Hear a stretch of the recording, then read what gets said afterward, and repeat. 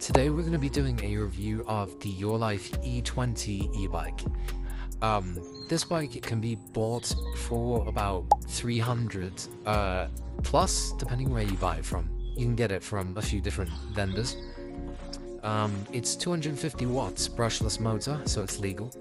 It's got a 48 volt 13 amp battery that lasts roughly about 6 hours, or that's at least how long it's lasted me. The overall build quality is pretty nice. If we look at the overall frame, it's a nice color.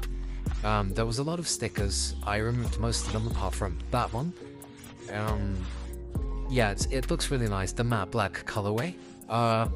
The back has, it's got all the lights and everything. The build quality is pretty sturdy. It's got mechanical disc brakes.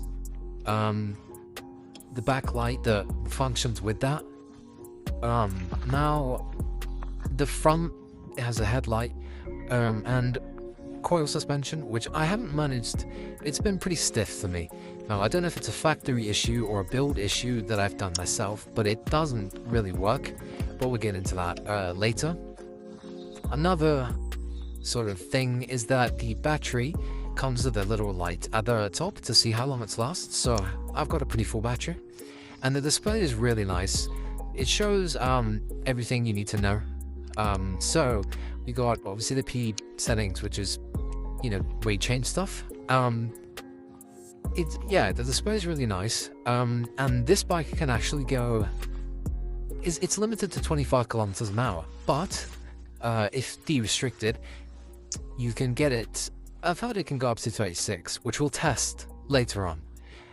But you do need a new controller for that to work.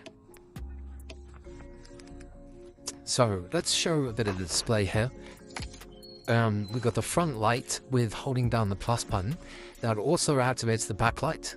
And then obviously when you brake, it gets even brighter. So when you brake, you get that little light to tell you the warning sign. And then the backlight does get slightly brighter. You can kind of see the difference. But yeah, the seat as well. I don't know if it's just my building issue, but it's a bit wobbly. But I think that's just the way I built it. I just need to tie it a bit more. But that's probably just my issue. Now, the bike itself looks pretty nice, and it does its job really well as a commuting bike, which is what it's kind of labeled as. Obviously it has pedals, which to make it legal, which you can kind of just use it as a normal bike because it has Shimano gears, 7 gears with a single drivetrain at the front. So you could theoretically use it as a normal bike, and obviously it has pedal assist or just throttle only.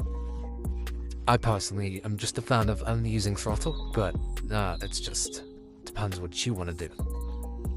So let's get on the bike and show you the different modes. So we have mode 1, which is we can test the torque, but it won't be that much. The throttle is pretty responsive, but it could be better if I'm being honest. So mode 1, I think we can reach about 15 kilometers an hour, which is nice. It's a nice cruising, but it's pretty slow to be honest. So yeah, it makes sense at mode 1 that it's going to be that. Let's test. 10:30, 14.9, 15, roughly 15. And that's just mode 1. Let's just bump it up to mode 3 and see. Ooh. The acceleration is really nice. And it gets quite bumpy because the suspension is not working how it should be. But it's really nice. The acceleration's good, and it easily reaches 25 kilometers an hour, which makes sense because when this thing's unlocked, it can reach like 30 or 36 apparently, which will, like I said, I'll show you guys later.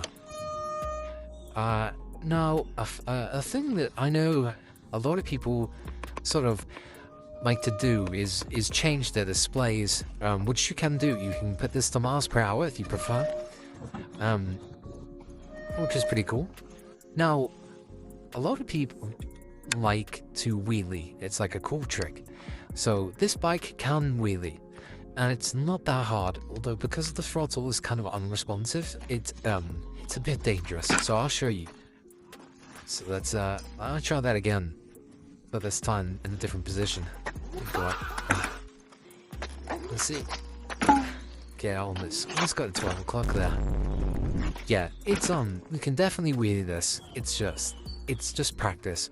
Even on mode 1, it's slightly dodgy and you could definitely loop it pretty easily. You know, flip backwards. But overall, you can definitely wheelie it if you practice enough. Now, as I said before, there is a few problems. So the front suspension fully does not work. It is really stiff. It has these normally at the bottom with bikes with front suspension. Yeah, it won't move. And normally at the bottom with bikes with front suspension, there's sort of like a little thing. If I feel so on this side, and if I check the other side, there's literally nothing there. And the top thing, I don't know if I'm an idiot, but it just doesn't come off. It feels like it's super glued.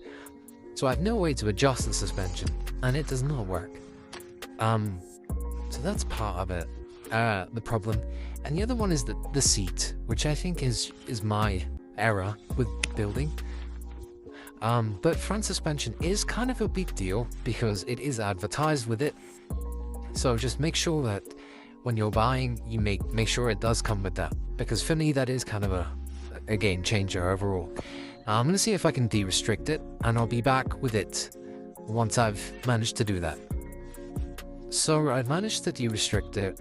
But like I said, if you guys want to do this yourself, you will need to buy a new controller.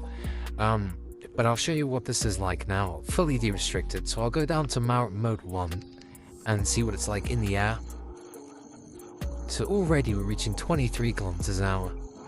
Mode 2, 30 kilometers an hour. Mode 3, 37. Wow.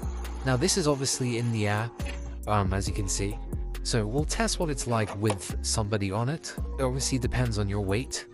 But let's see. We'll jump straight into mode 3 and see how it's like. Ooh, you can definitely instantly tell there's a big difference. That felt a lot faster, a lot quicker. Yeah, that was way better. Acceleration. Ooh, to jump. Now, yeah, this feels nicer. Obviously, but this also technically makes it past the legal limit, which obviously I know some people don't like. But unless you've done this to a bike, it definitely can't get taken away, and most times it won't be taken away anyway. Let's see, 31, 34, 35, 36, 35. So with me on it, we managed to still get 35, 36, which is pretty good considering the budget of this bike. Wow, 36 kilometers an hour, and it's legal. 36 kilometers an hour, legal. 300-pound bike. That is crazy. It's worth it. It's definitely worth it.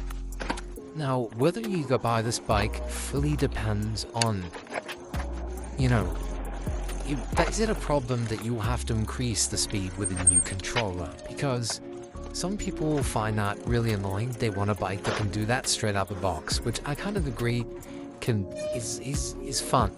But this bike is legal. It's 300. I'll link it down below if I can find it, but I got it for 3. You can get it for 300. Other places sell it for 600. And it's going 36 kilometers an hour, which is ridiculous. And it's fully legal in the UK, at least. So, honestly, it is a really good deal. And I highly recommend it. I'm just going to do one little circle back. So enjoy a little 20 seconds of silence.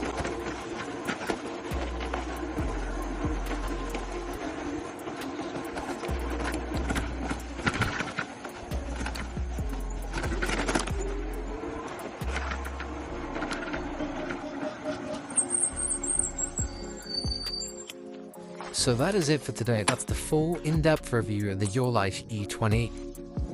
I think out of 10, it's at least an 8 out of 10 for the price and for what it is. It's legal. You get 36 kilometers an hour unlocked for about £400. Really good deal. The quality could be better. Suspension does not work for me, but it might work for you. If you thought this video was helpful, feel free to leave a comment, like, and subscribe, because this video takes time to make, and I'm looking for any sponsors. So if any brands want to sponsor me and send me out parts or something for me to review, feel free. I'll see you in the next one.